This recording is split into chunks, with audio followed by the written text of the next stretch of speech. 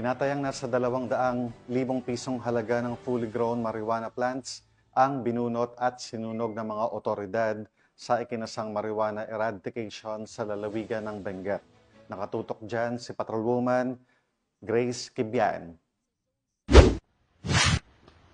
Isang matagumpay na operasyon ang isinagawa ng pinagsanib na puwersa ng iba't ibang ahensya ng gobyerno sa pangunguna ng Kibungan Municipal Police Station, katuwang ang Provincial Drug Enforcement Unit at Provincial Intelligence Unit ng Benguet PPO, Regional Intelligence Division ng PROCAR at ang Philippine Drug Enforcement Agency Cordillera, kung saan winasak ang humigit kumulang 100,000 piraso ng ganap na lumaking halamang marihuana sa Sitio Payakpak, Badong, Kibungan, Benguet. Tinatayang nagkakahalaga ang mga nasirang halaman ng 200,000 piso. Sa nasabing operasyon, natuklasan ang 2 taniman ng marihuana sa loob ng isang communal forest. Sa unang site, mayroong 250 piraso ng fully grown marijuana plants na itinanim sa tinatayang 50 metrong kwadrado ng lupa na may halagang humigit kumulang 50,000 piso. Samantalang sa ikalawang site, natagpuan naman ang 75,000 piraso ng halamang marihuana sa sukat na 150 metro kwadrado na may tinatayang halagang 150,000